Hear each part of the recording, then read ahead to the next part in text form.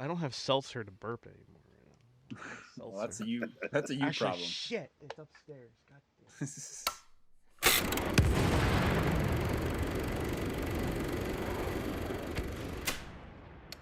Hello, and welcome to Scuttlebutt, the war movie review podcast. Today we're headed to the 90s as we take a look at the 2001 film No Man's Land, set during the midst of the Bosnian War. As always, I'm joined by Mike A, Yo. Mike B, Hey. and Nate. I don't have anything smart to say this week. So guys, what do you That think? was it right there.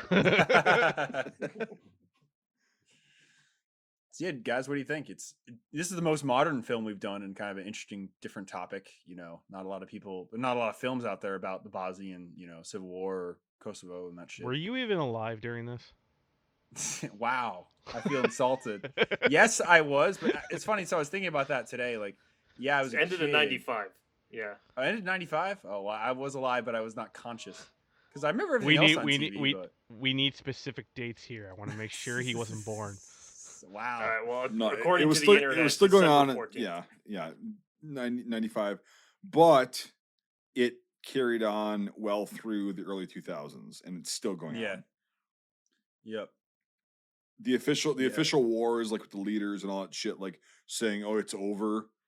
That sure, but like it really, if NATO and UN forces left right now, it would just go back to the way it was.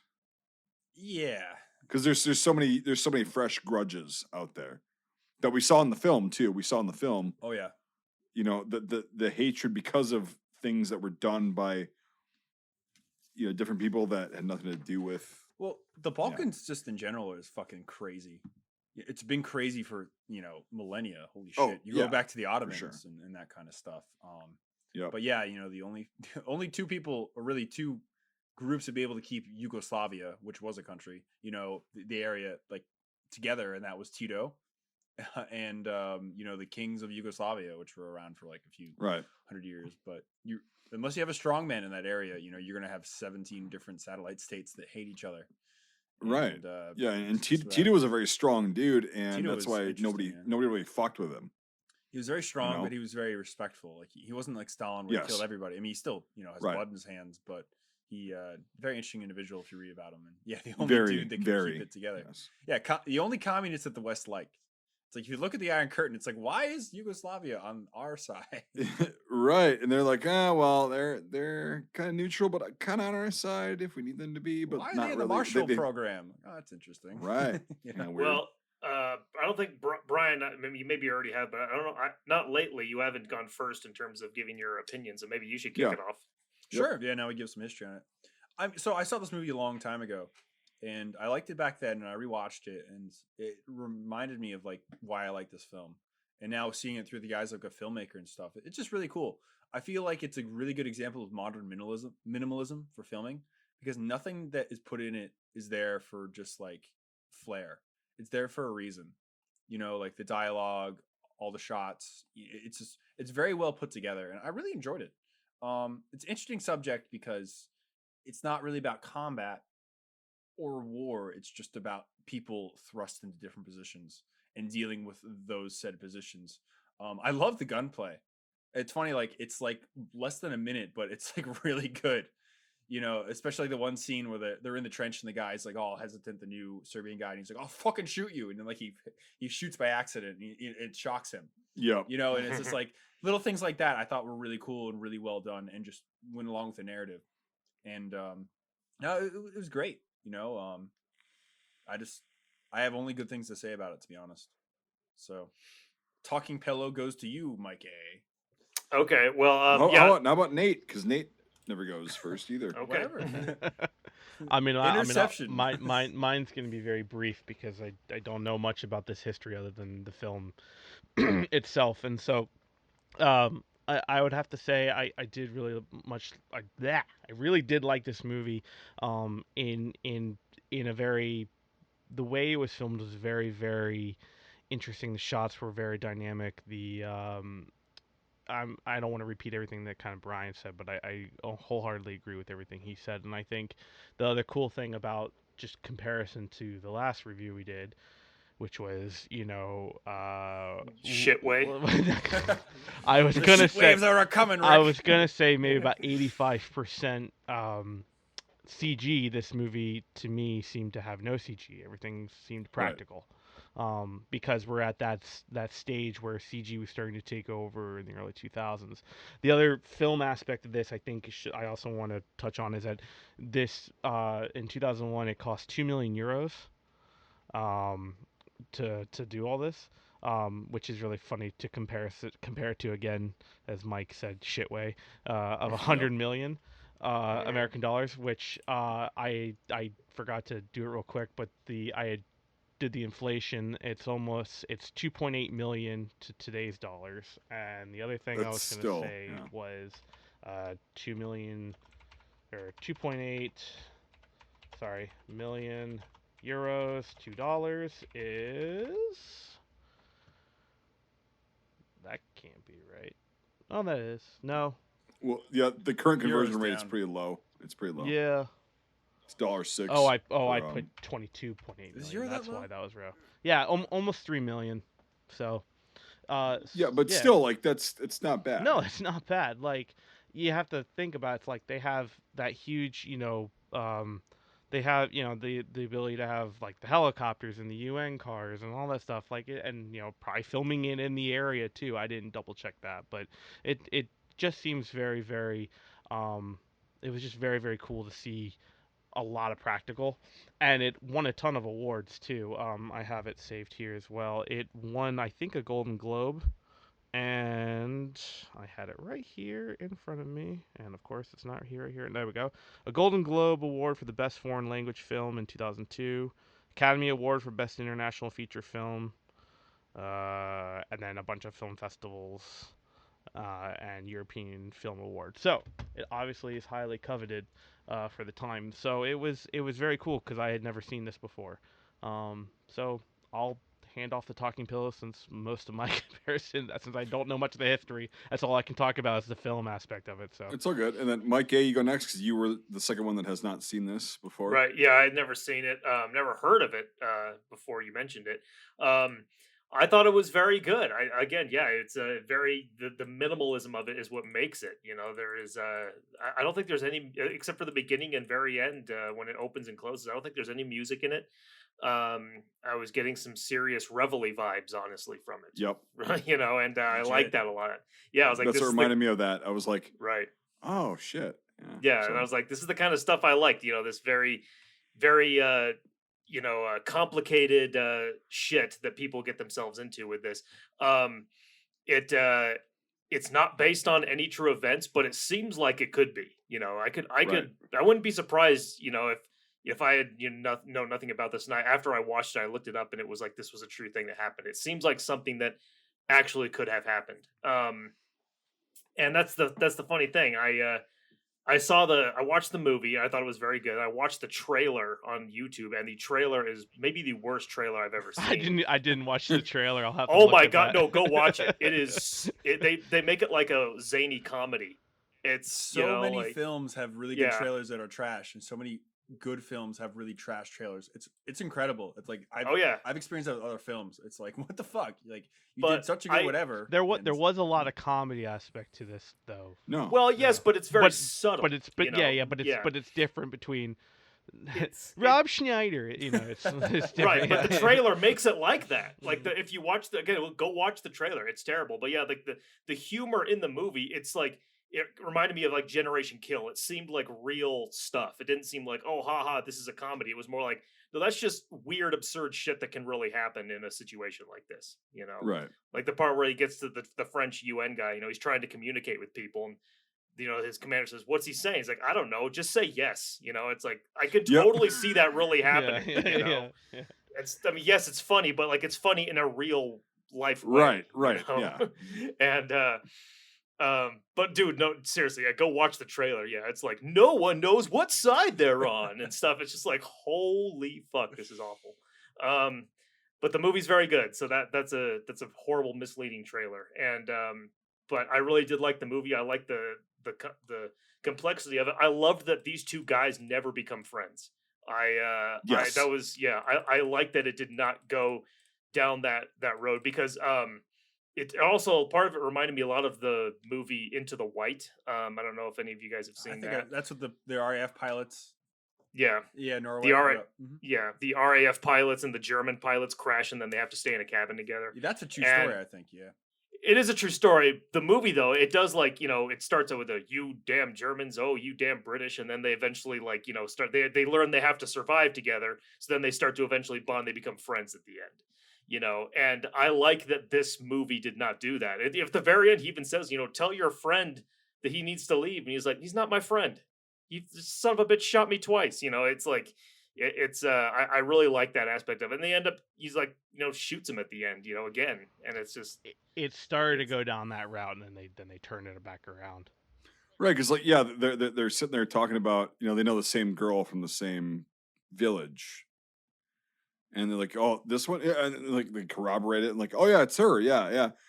And you're like, okay, it's going down that route. And then no, it just never like happens. It could have easily, and they could have let that, but I mean, the horrible situation they're in, they're not gonna do that. And I mean, this guy's probably so fucking pissed off that this dude shot him twice, and right, and then he started the war. Right, yeah, exactly. So I like that it never that trope never came about. I like that part of it. Right. Again, very raw, very unforgiving. At the very end there, I like how also it does not end with, either disabling the mind or the mind blowing up. It just, you don't know what, I mean, eventually, obviously it is going to blow up, but it does not give you that closure at the end, which I like a lot. Mm-hmm. Dude is still laying in the mine as far as we know, somewhere. Right, yeah.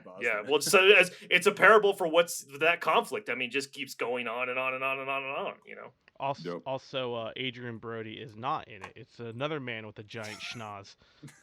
He looks like AJ. It looked like it for him forever, and then he took off his helmet and went, "Oh, that's definitely not Adrian Brody." Yeah, it's definitely not him. Just superficial the right resemblance. Era too, early 2000s. I get the vibe. I got it. Yeah. Pianist. I know what you're going for. Yeah. Like it looked just like him, and I was like, it's like his. Yeah, early 2000s, but like, it's very superficial resemblance. Mike. So. What do you think? You recommended this film. Yeah, so I'd seen it years ago. I haven't seen it in probably about almost 10 years now. And then I rewatched it today. And it's a lot better than I remembered. It's just, there's no score. Like what Michael said, that like at the very beginning, there's a little bit of music. And then at the end, but it's like, it's not music. It's just somebody singing. It's a girl singing. And it's kind of like eerie and kind of fucking weird. And it's like, is it what this guy hears in his head as it zooms out? I mean, there's obviously spoilers in this shit. Like every episode we do, there's spoilers, but like, it's weird. But like, no, as far as like the whole chaos and the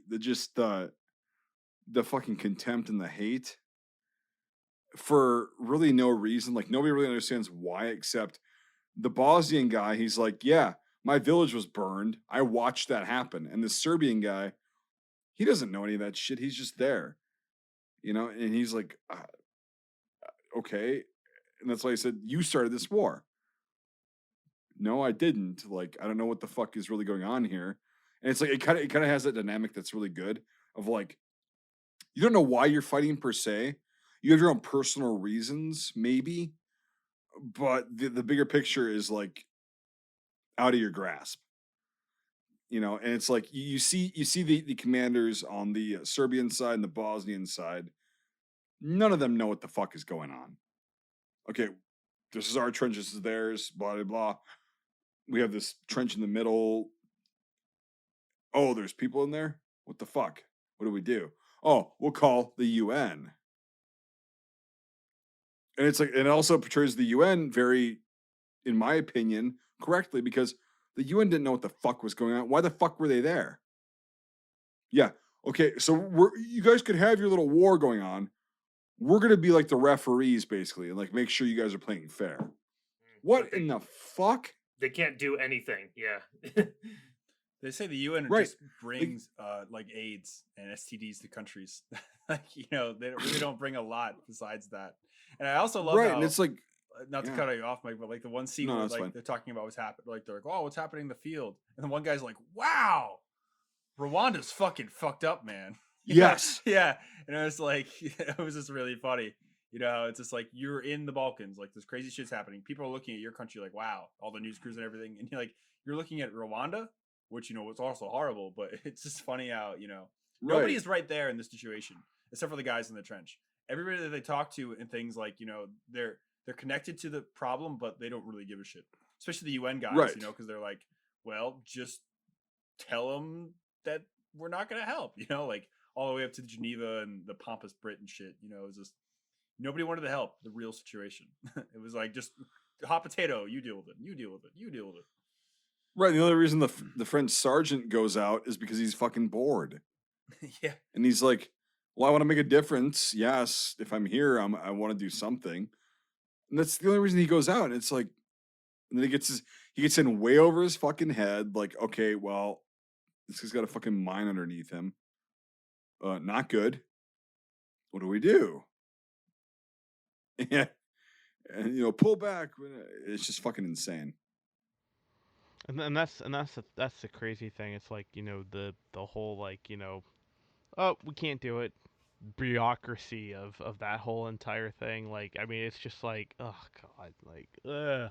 And even and yes, like, even though this isn't like this isn't like based on true events, quotation marks, it's, you can imagine it happening so, like, just no questions asked, because that kind of shit happens all the time in the real world.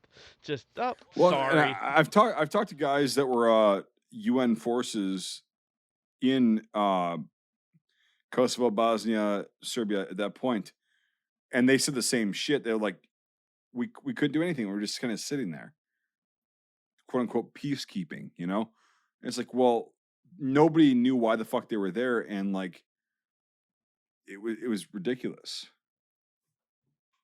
And it's, funny too that they do a really good job with languages in this, Yes. as Mike was saying, like, even they have like the German bomb tech shows up, should be here at 3:30, and then like you hear screeching brakes, oh, it's 3:30. Like they do a good job with getting all the different things, and everybody knows some form of English, but nobody knows each other's languages, so you're always talking in some language you don't fully grasp.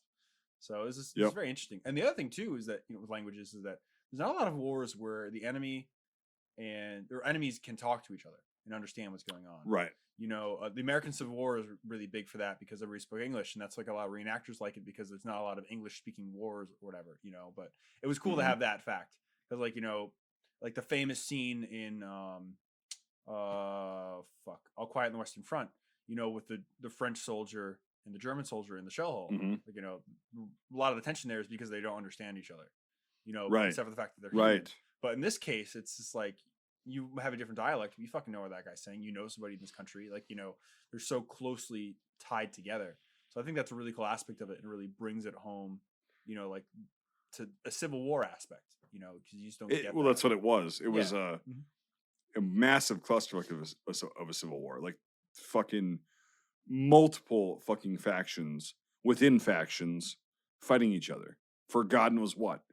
It's like, and that's what's so fucked up. And like, the thing I think that people don't really like, glorify this, or not glorify, but like, they don't really like, they're not interested in it because it didn't happen that long ago. It was like, in our lifetimes, this was going on. And it's insane to think about that. When does history become history? When does a modern event pass into history? And from my historical classes in like college and stuff, if I remember correctly, it's 25 to 30 years is when most historians deem that something becomes an event. An event becomes history. So like the Gulf War, that's considered history now. 9/11, that's still kind of an event. It's all subjective, but that's the thing. It's like, not to bring back reenactors, but like a lot of reenactors are interested in Gulf War and like Iraq and that kind of things now. There's a lot of older reenactors that were there that were doing that, and they get freaked out because they're like, bro, that was me when I was your age, Right. Exactly. So like, yeah, Mike, you'll know this, so like when something that you did part of your past, people take a real interest in, and you're like, what the fuck, like that was just me doing the thing, but now that's a bigger thing than what it was, it's like, so yeah, it just, when does something become history and accepted by the mainstream? So Yeah, and that's the thing is like there has been a lot of behind enemy lines, that film, whatever.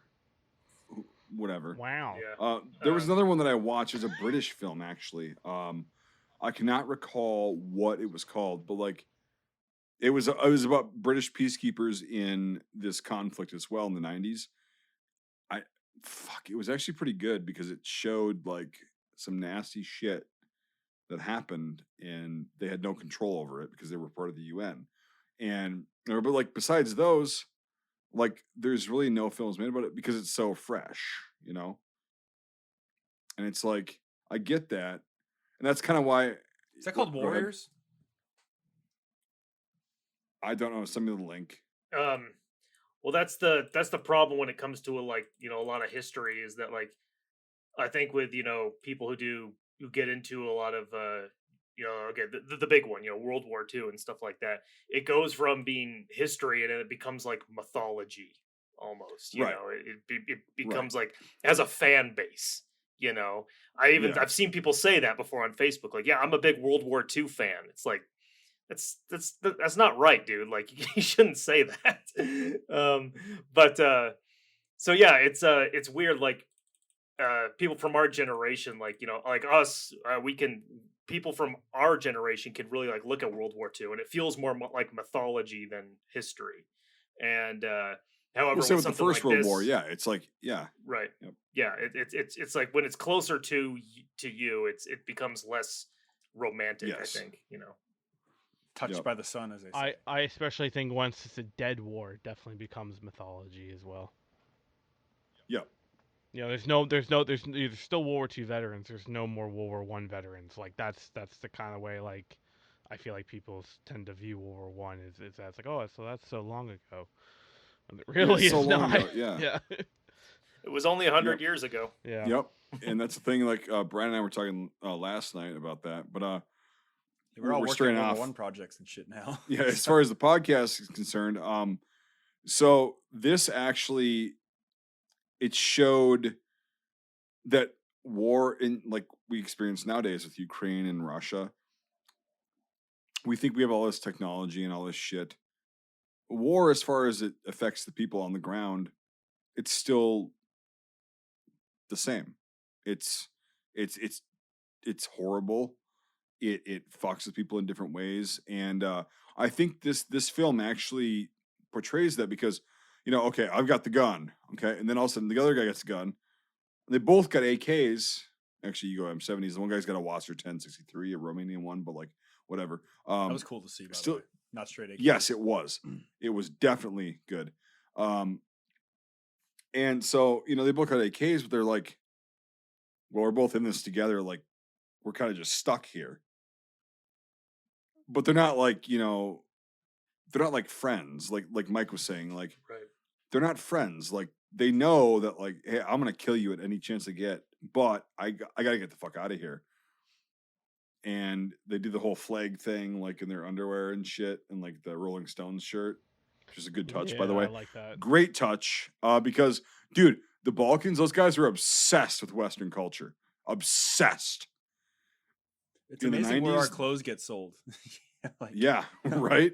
You look at Africa and all these places, like it's just very interesting where secondhand. Well, and if we can't sell it to them, they'll make their own. It's fucking insane. And then but yeah, the culture, like the music and everything, boiled over. And the Bosnians were a lot less organized. The Serb, as it shows in the film, right? So the Serbian guys, they're wearing the N93 camouflage uniform. A lot of them had helmets. Most of them had helmets. I don't know why the fuck the main guy didn't. He was wearing a beret, which I don't know what that was or why that was.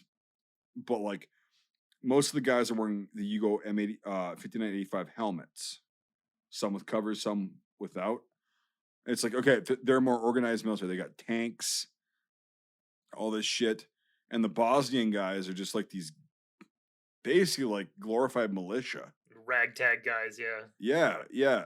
They're wearing civvies with some military gear. Like the main guy, the main Bosnian guy was wearing a Serbian or Yugoslavian, or no, at that point it was Serbian pants, the M93 pants.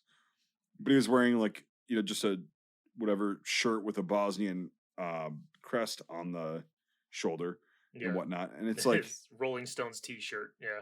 Yep. Right. And so, yeah, it's like, that's also very realistic because there was the remnants of the Yugoslavian army. Okay. And then it broke up into all these different fucking countries. And I have the helmets to prove it out in my garage and in my collection. And then it was like, Jesus Christ, like these guys are just like, they've got all these weapons from the Yugoslavian arsenals that were around, or armories rather, not arsenals, armories. And they were using those. And that's what I loved too, is like they use weapons that were realistic to this conflict because it was so fresh. The weapons, like the guy at the beginning, the guide, right, that gets lost in the fog. The K98 though.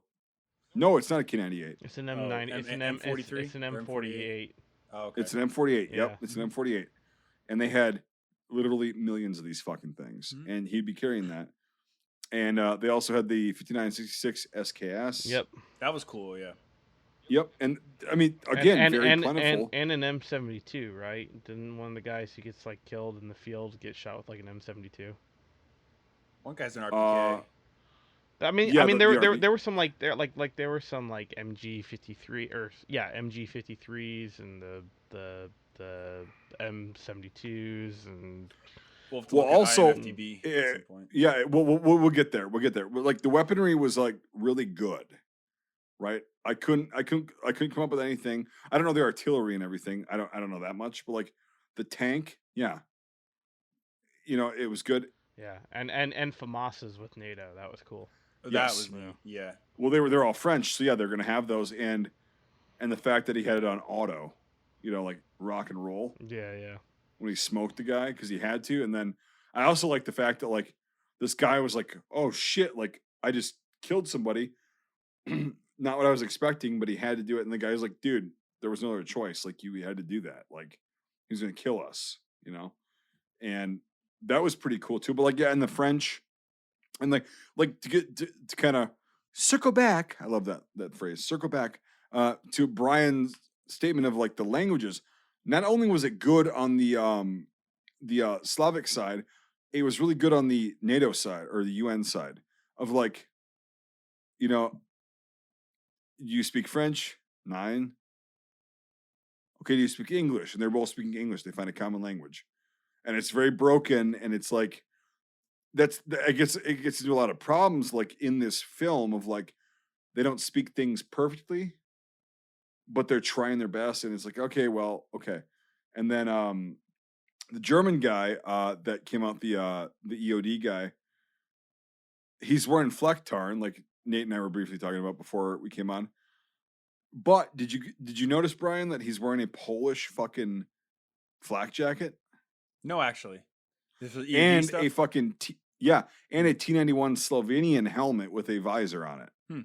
Yeah, it definitely. Yep, that's definitely Czech helmet. Yeah, or Slovakian. No, Slovenian. Yep. Yep, Slovenian, and good helmet. I ballistic tested one, and I own one for my collection. But like, it was still a Slovenian helmet. And it's like that's cool, but like I don't actually know how accurate that would be because I know Germany had just been in NATO for a couple years at that point. Yeah, pretty new. Flecktarn came out in 91, right? Yeah, around that time, yeah. Well, it was officially adopted in 91 for combat forces.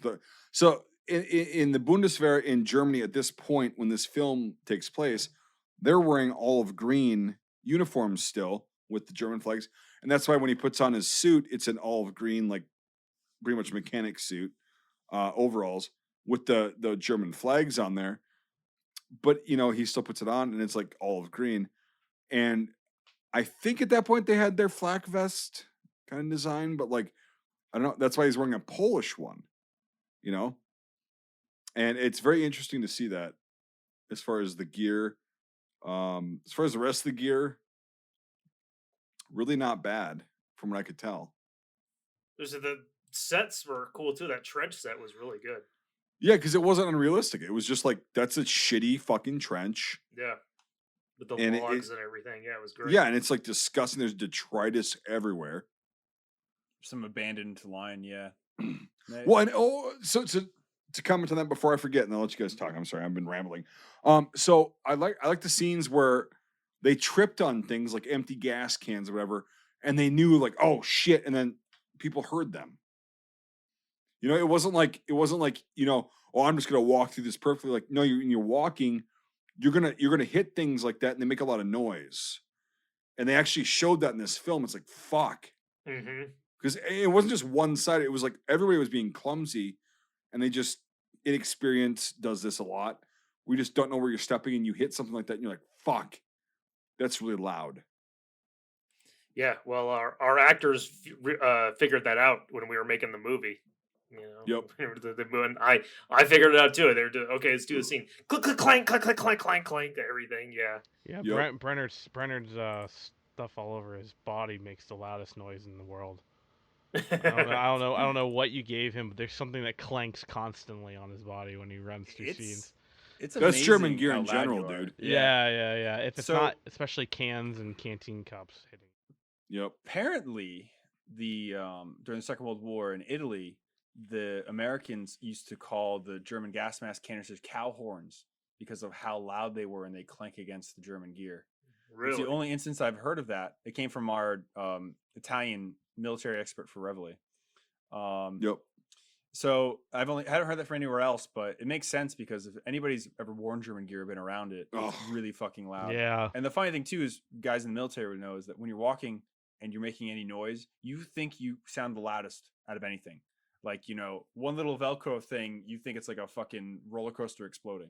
Like, it's crazy how like even the smallest noises that you make when you're trying to be very quiet, you amplify yourself thinking you're incredibly loud. You know, so well, that's the thing that I like about like this film is when they actually hit the gas cans, they actually, or the ammo cans, or whatever the fuck it was, they look and they go, fuck. Yep, that old like dude. I know that, and then I'm gonna attract attention, so I need to get back, and like whatever, and that was really good. I think that it's a small detail, but it's like it's realistic as fuck. It's raw, and that was the initial sign to the main character that someone was in the trench with him. When he forgot his rifle too, that was a really cool humanistic thing. Again, like, fuck. Exactly. Like, so the new guy is observant. The old guy is kind of just like looking for different things, and he goes, "Where's that rifle?" And then it's like, "Oh, it's not there." And then, bam, it happens. It's like, yeah, that's what's gonna happen when you forget things like that. I live by the mantra of whenever I see an underfuller AK with nobody, guarding it, I just take it anyway. It's like, that's being a gun collector, but fucking awesome as fuck. So I love the beginning of this movie. I think it's really cool. I think it's to the point, and it's something that's such a small plot device that just sets up the whole film. Because anybody can get lost. I mean, who hasn't gotten lost hiking in the woods or walking, And it happens all the time with military guys too. Simple land nav, I mean, fucking lost lieutenants. That's like the biggest joke in the army. And he chooses to just sit and wait instead of getting further lost. Yeah, which is or backtrack. Yep, which is interesting. But I really like it, and I just love how a simple we're lost, dawn is coming turns into a whole squad is dead. And very effectively too with good gunplay. Like I don't know if you guys have seen it, but I'm currently watching the show Barry, which is pretty good. It's about like this actor guy that goes to LA and guys says he loves acting. And what I like about it a lot is that it's like 1/10 of the show is like he's an assassin or whatever, gunplay and things, but it's really good. And it's like not even the main part of the show. It's like mostly dark comedy and things, but like the times where they do have combat or gunplay, it's like it's like John Wick level of like, wow, that's really well done. And it's just funny to like have that as like a nonchalant, like, okay, here's a scene. And like that was just really cool for this film because they could have done the combat portion of this really bad and it still would have gotten the same message across. But the fact that like it's done so well, just like makes like it's a quick like quick couple bursts. Yeah, literally. It's like it's nothing. They're like, oh, there's a squad there, light them up. Yep. And they don't overdo it, and it's just like bam, bam, bam, bam, bam. Hits. Everybody gets hit. The guys, it's so good, and like they could have totally dropped the ball and probably saved a lot of money doing it, but no, they just did it really well, and it just really pushes the movie along. So it just well, goes and to it didn't show seem like that they used blanks. It like no, if it they looked did really good. if they did, they did it really well because the recoil was really like real for an AK. Yeah, and it goes to show that when you have people shooting at each other, you're not going to have to shoot a lot before you hit something. You know, like Correct. It doesn't Correct. take much. It's not like Rambo style belts of ammunition or commando or all this bullshit. It's like, you know, mag or two. Okay, that's a squad. Yeah, it's really I think take like much, the longest they were pulling the trigger was like 10 shots kind of thing with an AK. I don't think they did really like any. They didn't do like a like you said Rambo or an Arnold Schwarzenegger. Well, they're firing in bursts, and it was like I'd argue that why would you waste a high explosive shell from a tank on a squad? But I mean, other than that, it doesn't matter. It's like it's for what they're trying to show and convey. They did a good job. I mean, I definitely would agree with you on the tank part of it. Yep, look cool. You know, I love you put a fucking tank up there. The guys are gonna run. Yeah, you don't have to. You can use the machine guns on the tank. Yep. And there was a dish gun there too. I think on the top of the. That's what I mean. Like get up, fucking light the dishka up on them. It was one thing to kind of circle on like I don't want to say metaphors or just I would say like something that made me really think was like, you know, the two guys, that one shot, and I'm sure if I mention it you guys will know exactly what I'm talking about, where they're both in the bunker taking cover from their artillery, and the Serbian guys on the left, Bosnian guys on the right, and the artillery is exploding, and it's you know, the doorway frames up the outside walls, the inside, and they're going back and forth. And something that really kind of resonated with me, it's like, okay, who started it? Oh, who started it? And he's like, you. And he's like, who started it? And racks the gun, and the gun's pointing at me. He goes, we did. And it kind of made me think really much like, okay, the guy with the gun and who, like, you know, is pointing it gets to write who started it, and it's very interesting. And then the same thing happened later, about 15 minutes later, of the Serbian guy going, who started it, to get his revenge on him. He's like, we did. You know, like that was very cool. That was a very, very good writing, I think. The true answer is it doesn't fucking matter. You know, that's the real answer. Yeah. Yep. In their situation. Yeah, and it was really well, like I said when I started, is like, you know, the cinematically they did a very good job, where, you know, I think Mike A had said that, you know, it's you know, minimalistic, simple, and but it gets the point across very well done overall on the shots and that stuff, because you don't need a lot to get that message across. You don't need, you know, super combat to make that point across. You don't need, you know, a super CG to dive bombing into a Japanese carrier to kind of, you know, point that out. No, you don't. This is for Pearl. Oh God, please leave that last week. Leave that behind.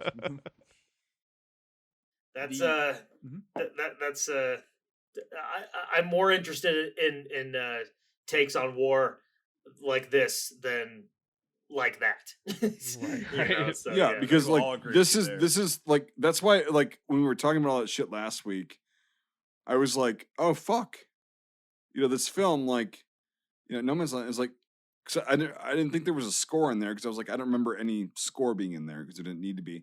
And it was like, it was kind of like the trajectory that, like, we all want to go on, is like, just show it for what it was. And in the end, who the fuck won that? Nobody. There's no answer at all. The guy's still laying there with the goddamn landmine. And two guys are dead. Are dead, yeah. You know, it's like, okay, nobody wins at the French guys, the UN guys. They tried, but they couldn't even do anything. And it's like, what the fuck? Yeah. They failed, you know. They failed their security, because then the guy shot the guy, and then blah, blah, blah. And it's like, there's no closure. And I love that about this thing. It just keeps it going, because that's realistically how it went. And, you know, that's kind of the thing, is like, unless you're talking about the last battle of a war that's actually ended, it is open. It's always open. You know, it just never ends. And yeah, this was just like such a clusterfuck. I mean, such a oh man, it was so ridiculous. And then, I mean, so if the UN wouldn't have been involved, what would happen? And like, then they get involved, and it's like, so you got more people involved that need to be, because it's your fucking war and your conflict and your friend.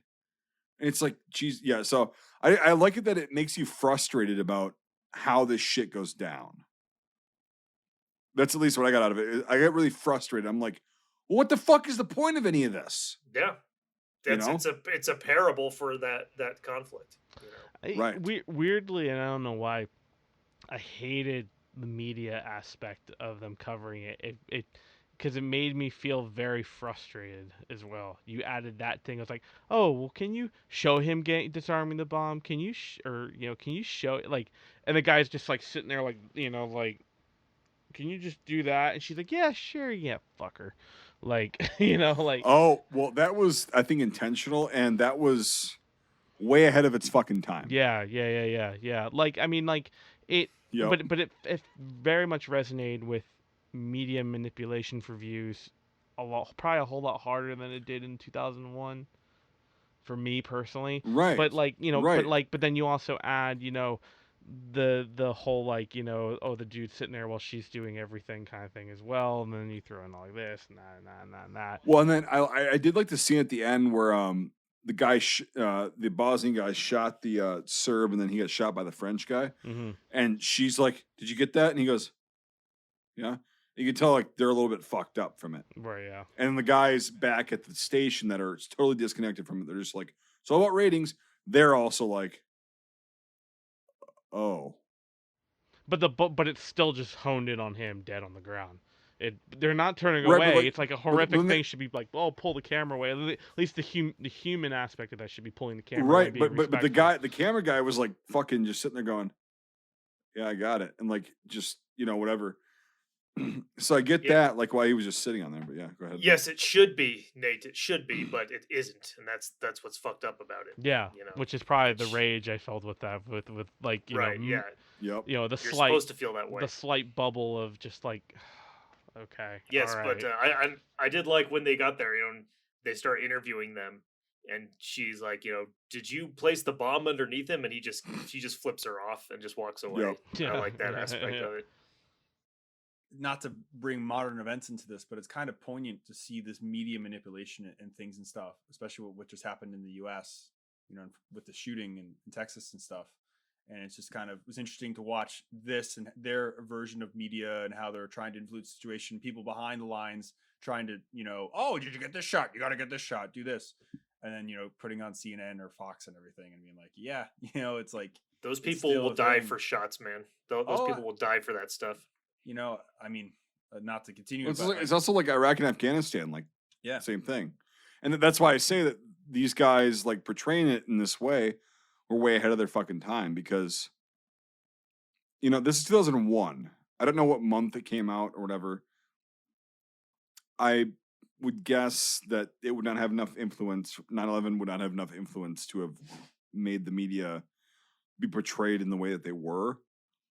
But it was like that was a foreshadowing that more people should have seen, of like, yeah, this is how you're going to be getting information, is these guys sitting behind the desk going, hey, get this, get that, get this, get that.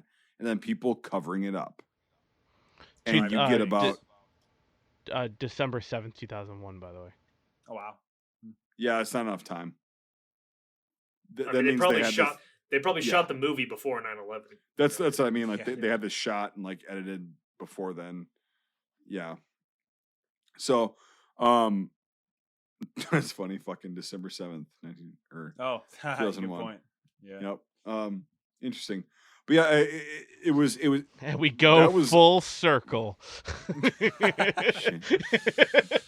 I'm telling you, people, if you drink the colloidal silver, all you gotta do is drink the colloidal silver, and it's gonna protect you from these media magnates, Klaus Schwab, the New World Order. I'm telling you, it's going to work. Turn the fucking frogs gay.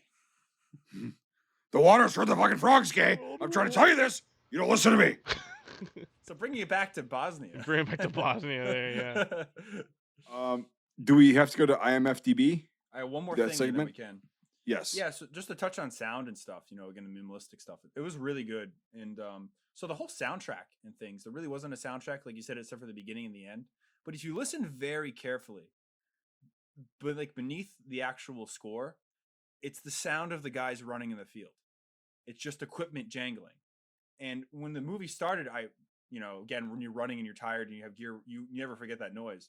I thought it was a really cool way to like bring the movie in and also to bring it out. Because it's just like, somebody running either from something or whatever. But that was just really cool, I think, just so minimalistic. And the other thing I think was cool, and it's super common for the 90s Balkans and stuff, is turbo folk.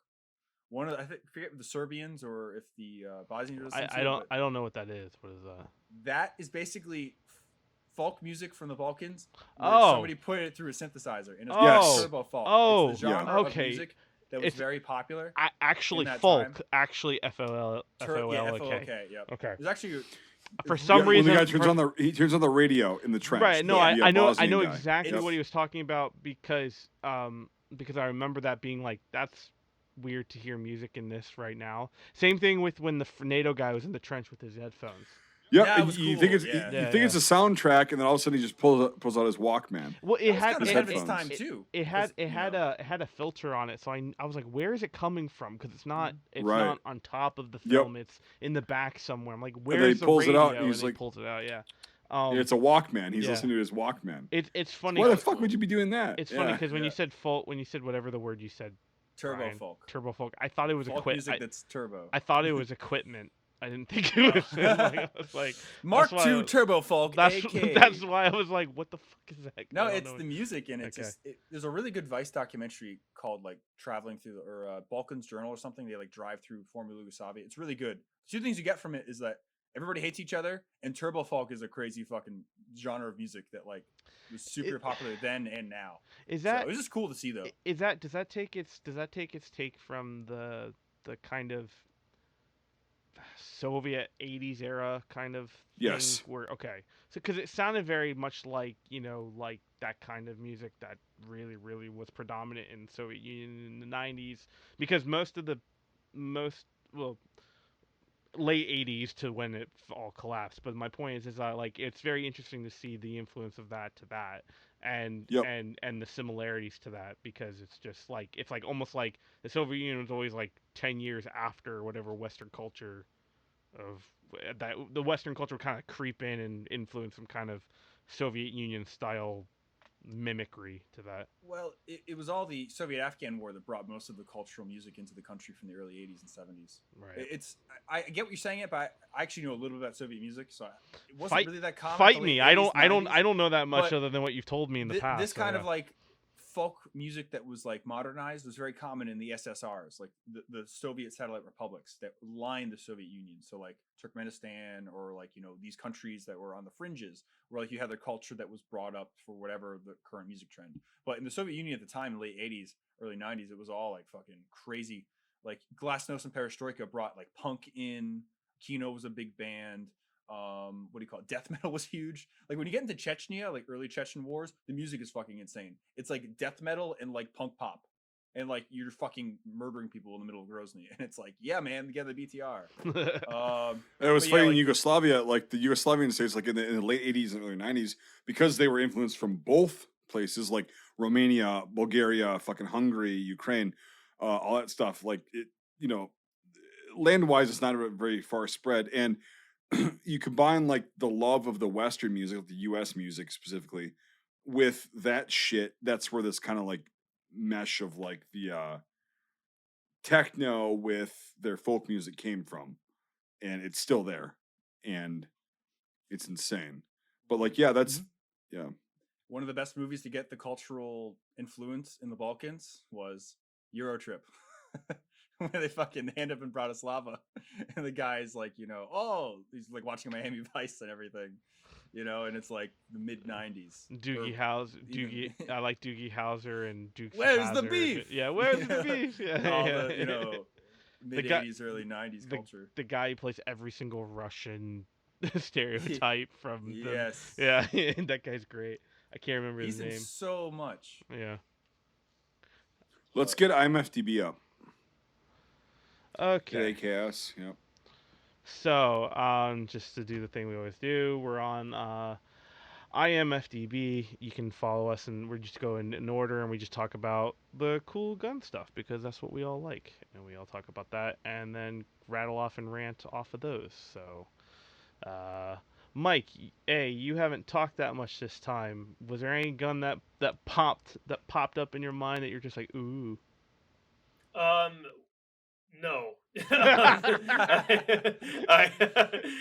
All of like the Eastern European stuff just kind of all Soviet vomit. blends together to me. Right. I like that the mine was that anti-personnel mine that with a colloquially known as the Bouncing Betty. I liked seeing that. Yeah, there we go. That was the thing that they used to booby trap the guy and seal his fate. So early on in the movie too. That was the thing that like it really does is the anchor of the whole entire plot is just getting this guy off. It's very interesting. Getting him off, yeah. The whole plot. You gotta get this guy off. Dude, we gotta get all the French in here and the German guy in here. You're gonna write all my slug lines from now on. Yeah. Gotta get him off. But I noticed that some of the apparently on here, it's known as M70B1. It's one of the AK looking weapons. Yugo ones, yep. Yeah, it has like 3 of those holes drilled into the handle, which is I hate the 3-hole handguards. Yeah, that's why I noticed it was different. I was like, oh, that's something new. They also have a grenade launcher, an integral grenade launcher sight for that. But yeah, we'll go with the AKS-47. Yep. Yeah, I just remembered this. I'm curious. You said the 3 holes in the handguard. Look at the handguard. No, I know this one has 2. That's the one below. That's not Yugo. No, I know. Where are you talking right there? 1, 2, 3. Yeah. What is it normally on the Russian ones? 2. It's 2 for everything except for Yugo. Like the one above you just looked at. Yeah. Yep. Okay. A lot of movies you see, especially in the West, because so many imports, a lot of Yugo AKs get used. So that's the best way to tell. But one thing I did just notice now, it was cool in the film, was that the one main character, Chiki or whatever, he's got like the double tape mags, and at one point he goes through the mag and then he reloads. And if you look, when he reloads, the other mag is emptied for the rest of the movie. And if at the beginning of the film it's loaded, so it was really cool to have that continuity. Detail. Just like, somebody knew what they were doing. Yeah, the fact he had to recock it when he put the mag in, that was neat. Because it's like also love the fucking Serbian fucking patch on the Serbian soldiers. Oh yeah, yep. Yeah, I fucking love that. Yep. Yeah, that good camo pattern. Yeah, a buddy of mine got it.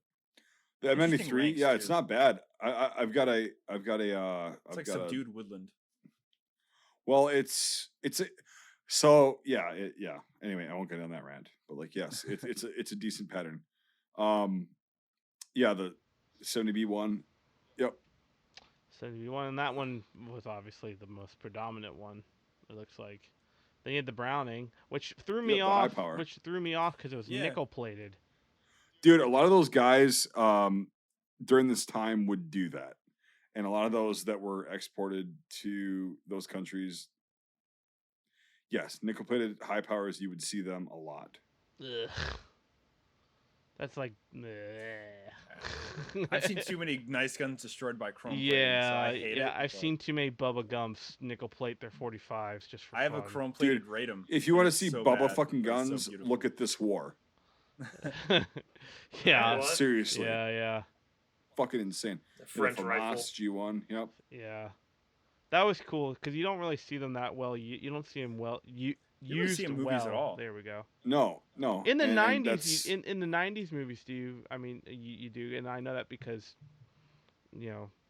certain people like to. Some states like to ban guns because of 80s and 90s movies, so it's like right. My state, right? Yeah. Yeah. Yeah, the FAMAS, like that's what they would have had. Yeah. And. So yeah, here come the Smurfs. It was funny to hear Smurfs in another language. Yeah, that was funny. Yep. Yeah. The 66. Which honestly, I love the SKSs with the flat bayonets. I don't like those Chinese. Dude, I've got one right here. It's amazing. Yeah. They're fucking beautiful. I should have bought. Story of my life. Expensive. I should have bought them when they were super cheap, but I was like, I can shoot an AK platform all I want. So that's my favorite version of the SKS ever because the grenade launcher What? Doesn't it take an AK mag? No, you have to modify it. Yeah. But no, the grenade launcher actually acts as like a flash suppressor and a muzzle brake. They're almost like $1,000 now, aren't they? They're like $600-700 bucks. Ugh. I mean, still, it's not good. I remember when they were like $195. Yeah, they're fucking awesome. Like, I love mine. It's fucking beautiful. I wish I bought them. I think a lot of people get the surplus ones from like this conflict, and they find a lot of like graffiti on the stocks or in the stocks sometimes, and yep, sometimes, yep. M48. The M48, yep. That's the guy I was talking about. That was cool. It was a crisp great M48 too. There was like most of those were. They made them and they were stored in warehouses in the 50s and 60s while they were coming out with the SKS, and then they were starting to use like AKs and shit at that point. And so a lot of them didn't get used until these wars broke out and they broke open the crates, and it was like, yeah, they're gonna be looking mint. The M72. I thought it was a Valmet, but yeah, that's actually an M72. That's cool. Yeah, that was the guy that like ran in the field and got shot with it. That was a neat scene. Yeah, I wouldn't know anything about those, so yeah. Yeah, and you're right. There's Mike a 53 Gay. Actually, not a 42. What's that? I go up to the M72. I wouldn't know anything about these, right? I've never seen one before. Yeah, I've never seen one. Or held one. You never held one. Yeah, you know. Definitely held one. I gotta get back to your place sometime. Yeah, it'd be fun. Yeah. But so yeah, we wouldn't know anything about that. But yeah, great weapon, actually. Great fucking design. Improved RPK. So yeah. And then you had AKA heavy AK. Okay, they got this wrong. That's an MG53. Yeah, that's a 53. Yeah, that's a 53. Yeah. And I can't. You know what you tell? Look at. I told Doug this, and he our set. That's a real 42. But that's a 42. Photo from the movie. Yeah, but the movie. Yeah, one way to tell. The movie. Well, the description says M53. Oh, you can't tell. From a little hole at the end behind the front sight for the AA sight. That's how you tell. Yeah. There's a flat stamp piece on a 53, but the description says M53, despite the fact that it says MG42 above it. Yep, and there's a photo. Somebody of done goofed. For the reference one. They also have a slower rate of fire. That's what I hate about most World War II films. It's like 53s. It's like they call it like the civilian MG42. I constantly hear that. You know what that rate of fire is moderated by? Is that a question or it's a question? Does anybody know, or it's kind of cool? No. There's actually the interior of an MG42 bolt is hollow because of the way it's cast, and the 53s actually have a little shake weight. Way to put it. That's inside of it. It actually slows down the bolt as you go back and forth. They have different weighted ones. You can actually adjust the rate of fire, but it's pretty cool. So you can actually do that to a 42. You can modify it. I didn't know that because I got a parts kit. I'm like, what the fuck is this thing? And apparently the Germans were experimenting with that towards the end of the war because they were worried about running away MG42s because that was a problem. That's a big problem if it starts to run away. You know how you stop that? You twist the belt. The easiest way to stop it. Yeah. That jams up pretty fast. Yep. But that was becoming an issue. Slam firing and everything. An M86. I wondered what that was. That was interesting. Yep. Yeah, it was cool. They had like the correct UN style, like off-brand armored car too. Yeah. You know, it's probably like Cadillac or something. The Mine. The key role. Have you ever seen Land of Mine? No, I want to see it. Yeah, I don't know. It was a post-war. It's kind of like a post-war thing, so I haven't put it on the top of my list to watch, but we'll definitely do it on here eventually. It's very good. It's about that. It's about the after the war, how these German POWs are forced to demine the Atlantic Wall. You know. Wow. So it's really good. Yeah. So good shit. Well, Nate is gone. I think we killed it. Yeah. Well, fucking. That's the way it goes, but we can start to review this without him. It's the fucking way she goes, man. I guess the fucking way. Nate, speak now, or we'll come to you last. Yeah. Oh, he didn't say anything. Oh God! So he rushes back to the microphone and trips and just wipes out his whole setup. Like there's two Serbian guys on the other side of the door, like, oh. Well, I'm glad I'm the editor because that's getting cut. This whole thing is getting cut. This is the soundbite we'll use. Anyway, okay. So we'll do the rating. Nate, we'll start with you tonight. Yeah. Yay! I don't know what to say How many Mel because I don't know Gibsons? anything about Yeah, this because era. here's the thing is, you always go, well, just go well, everybody else said. Now it's up to you. Everyone said everything I wanted to say, so you know. As far, dude, is you don't have to know the subject matter. Like as far as it was filmed and all that shit, like you were describing. Like, go ahead. Yeah. I mean, like, you know, it's funny because I mean we've been talking about this for, you know, about an hour and a quarter, and I've been like, you know, I feel like I don't have that much historical factual knowledge to chime in on, and so like that's something that is kind of it's I'm in that situation where, you know, uh, if we were to use a great example of The Patriot, Mike Ackerman's favorite film in the world. Join us next week. Yeah. You know, I love that movie because I am thankful enough to not know that history to go, this is a steaming pile of dog shit. You know, and I feel like it's the same thing. I feel like it's the same thing in with this movie is that, you know, to me, I don't see nothing sticks out because I just don't know that history to go, that's wrong, that's wrong, that's wrong, that's wrong, that's wrong, that's wrong. Even then, the little bit I know, nothing really stuck out to me. So historically, in terms of the setting, even though it's not a true story, the setting of the period seems very accurate. You know, the music, the uniforms, the weaponry, all that kind of stuff. Nothing really goes, that's not right.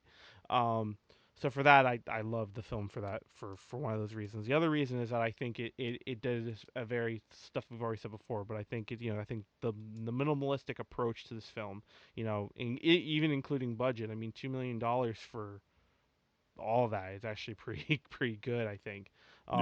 You know, and I think, you know, the way it was done, the detail and continuity was great, as Brian pointed out. That I'm probably gonna go back and rewatch just to see if I can spot anything.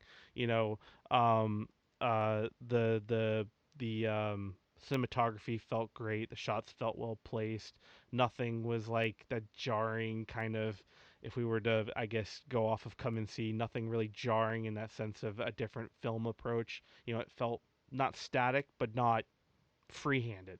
You know, so I think they did a very good job overall with that whole film, and I really enjoyed the plot, even though I was like, why, like, it's odd that they both take each other out like that in the middle, but then I also can't see a different ending to that other than walk away in the sunset, which I think this is a better ending than would that be. And I think it does its job. You know, the kind of gut wrenching feeling of, you know, these guys are still fighting. You know, there nothing was solved through this whole thing. Nothing's changed. Nothing's done. People died from the confusion, the bureaucracy of the bullshit, you know, the manipulation of everything, and then, you know, nothing's better of it, and you still have a guy on a mine who's dead. I mean, it's just, we just don't know when. So it was very, very, I felt very, very good, and I'm glad Mike B recommended it because I had never even heard of it. So it was a very, very interesting film. So I'd say I'll give it 8 screaming Mel Gibsons out of 10. I think that's pretty good. And the only reason why I don't give it a perfect score or even a 9, um, you know, it's just I just don't know the history to compare it to, really. So it just was very entertaining and nothing. I can't take anything away other than maybe, I don't know, it might be a little slow at some points, but that's what I give it. I give it an 8. Who do you pass the talking pillow to? Let's do Mike A since he hasn't talked that much. Okay. Well, I didn't talk that much in this because once we all got off into all the historical stuff, kind of like you, Nate, I don't know dick about this this conflict a whole lot. But honestly, it doesn't matter. You don't need to in order to understand this movie and appreciate it. I think it it kind of sums up what that war was if you didn't know anything about it in the first place. But it's just a really well done movie. It's just a very unique and minimal, and it's unforgiving, and that's something that I like a lot when it comes to art depicting history. It's unforgiving, it doesn't try and hold your hand or anything, and I like that a lot about it. I would also give it 8 out of 10. I think it's really good. I really appreciated it, and I'm really glad I saw it. So I really thought it was good, and I think more people should know about it. I'll give that to Brian. Yeah, I really agree with both your points. It is a very obscure film, but it's one of those like cult classics. Like in a way, it's like the original Wicker Man. It's like once you see it, like wow, fuck, I want to tell people about this. I want more people to see it. I want this to get more places. It really, in my opinion, is one of the best examples of modern day minimalist filmmaking. Like a style of filmmaking that was very popular or common back in like the 40s and 50s, but today it's all like Michael Bay, fuck you, explosion, oh my god, like all this crazy shit going on. But like everything that was in this was planned and was staged, and like you're seeing it or hearing it for a reason, and it's just really cool to like go into somebody else's narrative and just you go along the path. So yeah, it was just great for so many different reasons. And I'm really glad again that I came back to it after a very long period of time. So I would give this a 9 out of 10. And the only reason that I wouldn't give it a 10 is because you can always do something a little better. I mean, it was a little slow at times, but that was just the plot and stuff. But it was a really good movie. And like, it's honestly probably the best film about like the Bosnian wars or the Civil War in the Balkans in the 90s. Because fuck that Owen Wilson piece of shit. This just does it so well. And wow. Like Mike said, you don't need to understand the context just to understand the story. And that's what a good piece of art is. You walk away wanting to talk about it, not necessarily knowing all the stupid, oh, he had an M92. Like, you walk away with an experience and you just want to talk about it. So yeah, it's just a really good film. You mean a balaclava is not the most like it's like dramatic music. It's like it's like a Spectre Clouseau fake nose and a mustache type. Let me see hidden. The web of your hand. What tattoo do you have? Okay, speaking of Bosnians and the fucking Owen Wilson movie, isn't that movie what inspired the Nico Bellic character? The main like villain in it. I'm not sure. You guys know what the hell I'm talking about? Are you talking about? I just think of. I know the villain Nico. Guy you're talking about. Are you talking about? Yeah. You're talking about Grand Theft Auto, Nico. Yeah, Nico Bellic. Yeah, the protagonist of 4. I can see it. Yeah. Yeah. No. Well, I mean, it's also every Russian tracksuit. Let's go bowling. But I definitely understand like the kind of bullish haircut and. Right. God, Brian. It's so funny. The Let's so Go like, tracksuit collar. The Let's Go Bowling just took me back. God damn. Oh, that shit was great. Cousin. It's so funny with like Eastern like stereotypes. I remember my friends made me watch one of the last Jurassic Park movies, which is fucking terrible. And in like it, there's made me watch.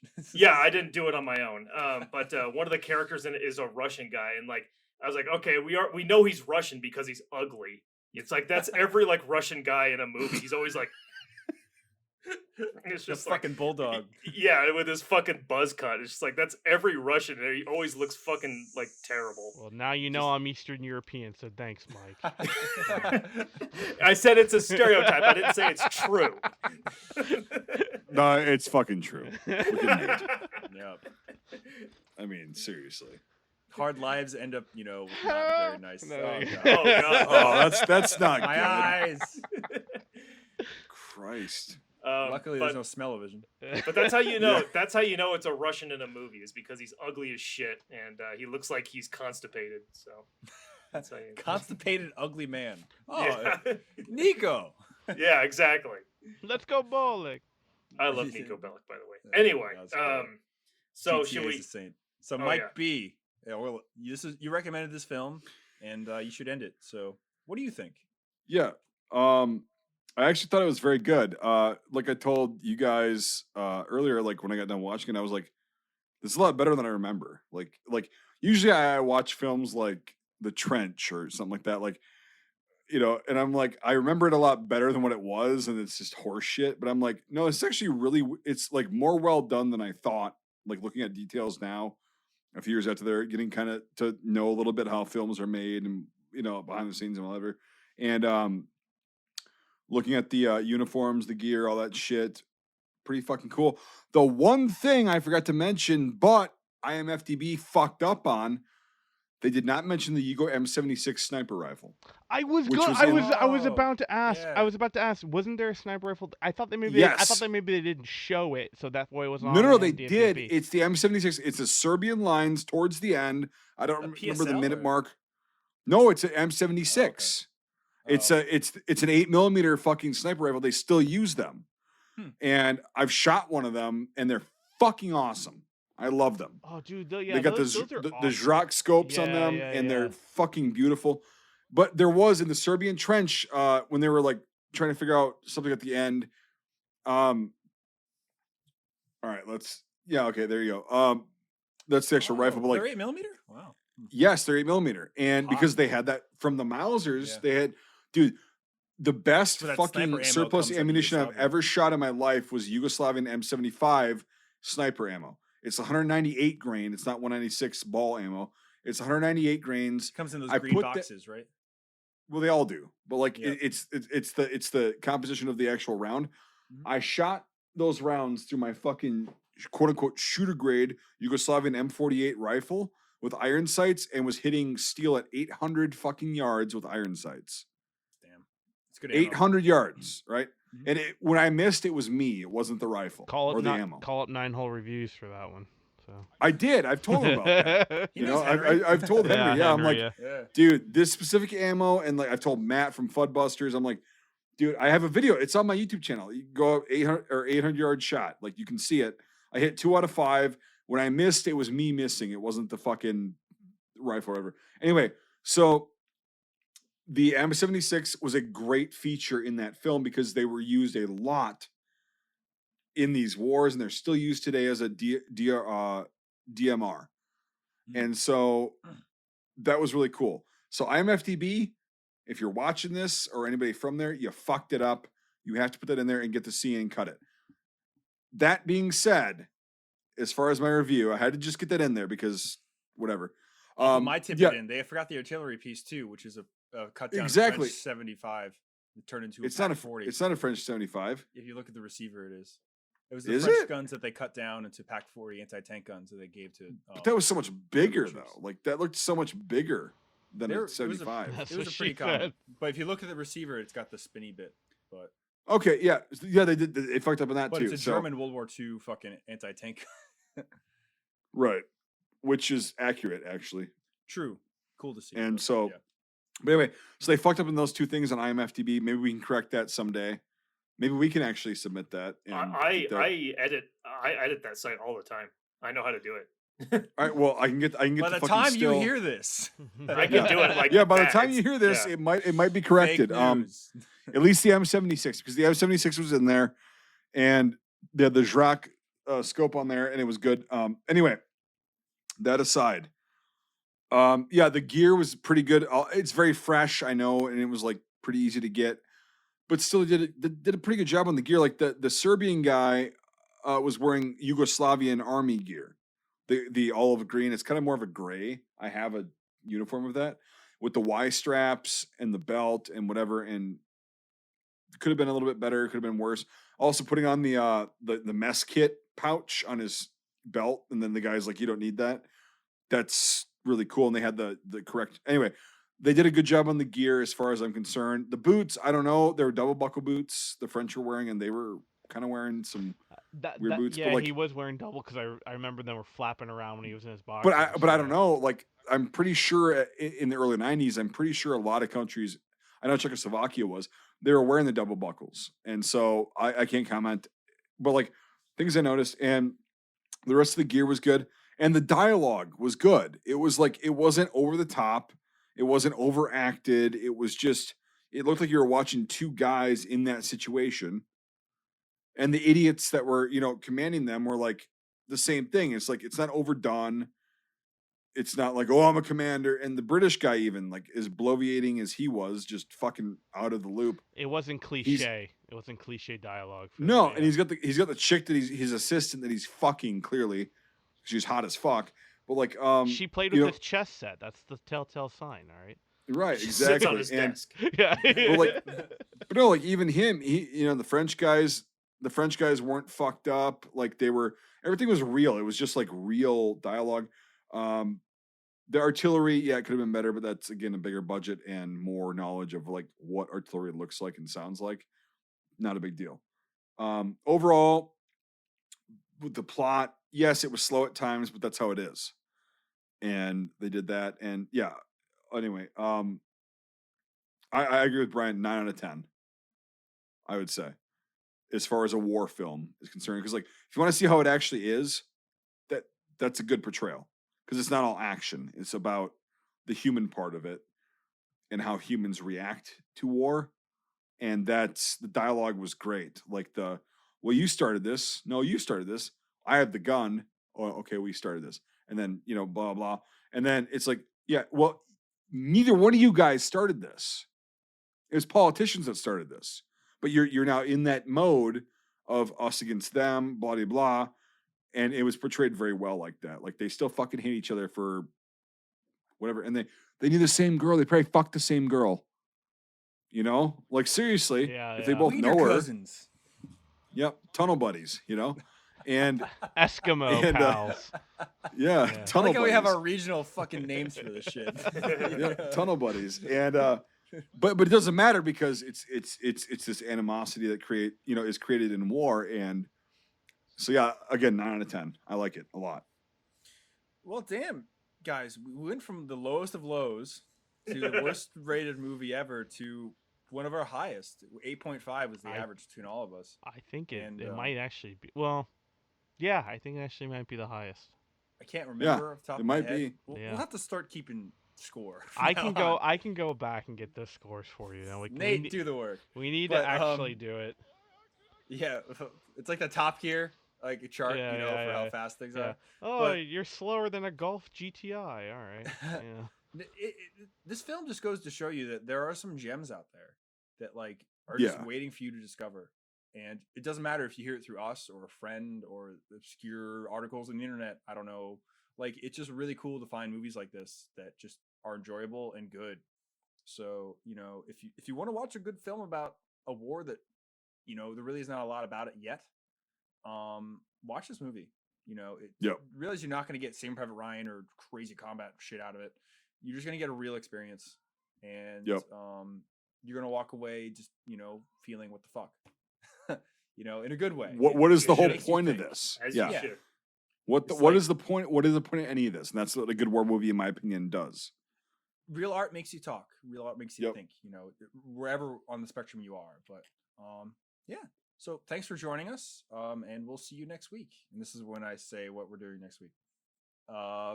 Cool. Well, okay. If you want to talk about that, I do have an idea. Cool. Do it. What do you got? I think we should do Waltz with Bashir. Sure, I'd be down. What I actually want to watch that. Is that? So You're in for something. Yeah. Are we? Am I gonna have a midway? Like no. This is really good. It's really good. What's it called again? Waltz with Bashir. It is an animated war film. How do you spell the last bit? Waltz, like vaults, like WALTZ, with Bashir, BASHIR. It is. It's about the 1982 Lebanon War. That's cool. Yeah, that's another one. Very cool topic. First it's animated. Waltz with Bashir is banned. I've heard you talk a lot about it. Use a fucking VPN, retard. No, that's not what I mean. I've heard you talk a lot about it, especially when you talk about The Liberator. Yeah. Because the style and stuff. And so I'm actually very interested in watching this. And I was going to recommend Kippur, which is this like movie about the Yom Kippur War. Right. But yeah, let's do it. But this, and going theme with like foreign, like this is an Israeli movie. It's not American. That's so fucking awesome. Yeah. Yeah, I'm down. Yeah, the only American film we've done has been Midway. Yeah. The two, and I was going to break my rule saying this, but I was going to recommend either Downfall or The Longest Day. Just because I can do either of those anytime. Let's do Waltz with Bashir. Yeah, let's do Waltz with Bashir. Yeah. Let's do this cool stuff. You say Downfall, and Mike's just like. Yeah, Dude, Mike comes in his fucking pants. Yes. See that barrel? That's the end of the Reich. There's so many good fucking parts. Yeah, I haven't seen Downfall in a long time, but I remember I didn't hate it, and like, yeah, it'll probably be like No Man's Land is like I watch it again and I go, oh, that was a lot better than I remember. Right. I'm not going anywhere. Whenever I do taxes, I always think of the scene where like the doctor walks into like the building they're burning all the fucking files. It's just like raining paper.